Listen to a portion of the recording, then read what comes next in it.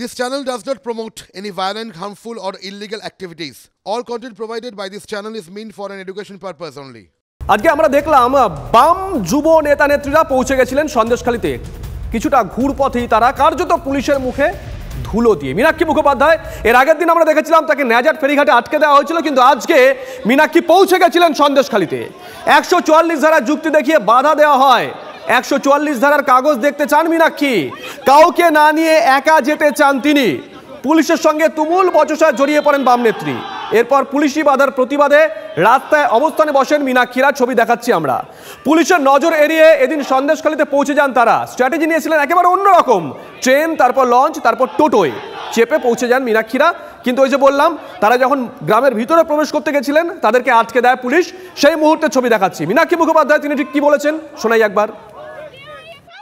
গোটা পশ্চিমবঙ্গের এমন কোনো ব্লক নেই যেখানে এই শাহজাহানরা, এই উত্তম শিবুরা নেই। যেদিনকে আনিসকে খুন করেছিল, মহিদুলকে খুন করেছিল, সুদীপ্তকে খুন করেছিল, বুরন বিশ্বাসদেরকে যখন খুন করেছিল, এই খুনিরা শাস্তি পায়নি বলে আজকে সন্দেশখালী। আর আজকে ওরা এই টেররকে কায়েম রাখতে চাইছে, কারণ গোটা রাজ্যের এরকম সন্দেশখালী, যাতে প্রতিবাদের সন্দেশখালী না হয় তার জন্য। এই মুহূর্তে মীনাক্ষী মুখোপাধ্যায় তিনি বসিরহাটের দিকে যাচ্ছেন এবং সঙ্গে রয়েছেন আমাদের প্রতিনিধি সুপ্রিয়। কতদূর পৌঁছলে, কি ছবি?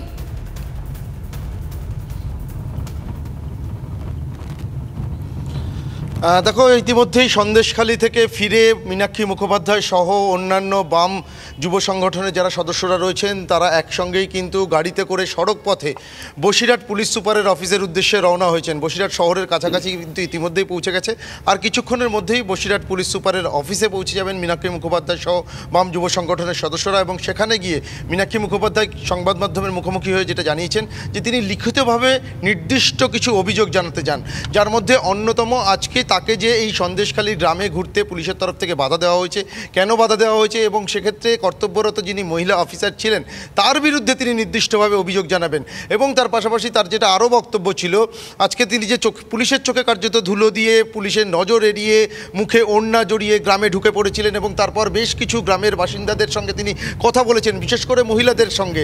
এবং সেই সমস্ত মহিলারা তারা আজকে তাদের যে অসহায় অবস্থার কথা, অত্যাচারের কথা, দীর্ঘদিন ধরে যে তারা নিপীড়িত, অত্যাচারিত, তাদের এই অসহায় অবস্থার যেই সমস্ত কথা জানিয়েছেন সেগুলোকে সামনে রেখে তারা প্রশাসনের কাছে উত্তর চাইবেন, প্রয়োজনে তারা লিখিত অভিযোগ জানাবেন।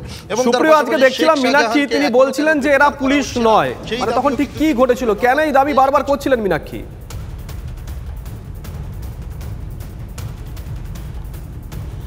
দেখো, মীনাক্ষী মুখোপাধ্যায় পুলিশের চোখে ধুলো দেওয়ার পর যখন সন্দেশখালী গ্রামে পৌঁছে যান, সেখানে পৌঁছানোর পর টোটোতে করে, কখনো পায়ে হেঁটে তিনি গ্রামের বাড়িতে বাড়িতে ঘুরছিলেন। এবং মাঝের পাড়াতে যখন তিনি পৌঁছন, একটি পরিবারের সঙ্গে দেখা করার পর বেরিয়ে আসেন। তারপরেই আমরা যেটা দেখলাম যে বিশাল সংখ্যক মহিলা পুলিশ বাহিনী নিয়ে একজন পদস্থ পুলিশ অফিসার, মহিলা পুলিশ অফিসার, তিনি মীনাক্ষী মুখোপাধ্যায়কে আটকান। এবং সেক্ষেত্রে যেটা বলা হয় যে তাকে এইভাবে গ্রামে 144 ধারা বিভিন্ন জায়গাতে যেহেতু জারি রয়েছে, ঘুরতে দেওয়া যাবে না, তাকে ফিরে যেতে বলা হয়। এবং তারপরেই কিন্তু দুপক্ষের মধ্যে উত্তপ্ত বাক্য বিনিময় হয়। এবং পুলিশের যে মহিলা পুলিশের যে বাহিনী ছিল তারা কিন্তু সকলেই নির্দিষ্ট পোশাকে ছিল, র্যাফের পোশাক পরা ছিল। এবং সেখানেই কিন্তু প্রশ্ন তোলেন মীনাক্ষী মুখোপাধ্যায় আচমকাই যে যারা সেখানে উপস্থিত রয়েছেন তারা সকলেই কি আদতে পুলিশ কর্মী, বা তারা কি পুলিশের পোশাকে অন্য কোনো কেউ নয়তো, বা শাসক দলের কোনো কর্মী নয়তো, এমন প্রশ্নই কিন্তু মীনাক্ষী মুখোপাধ্যায় পুলিশের উদ্দেশ্যে ছুড়ে দিয়েছিলেন। তবে আমরা যেটা দেখলাম, সঙ্গে থাকো।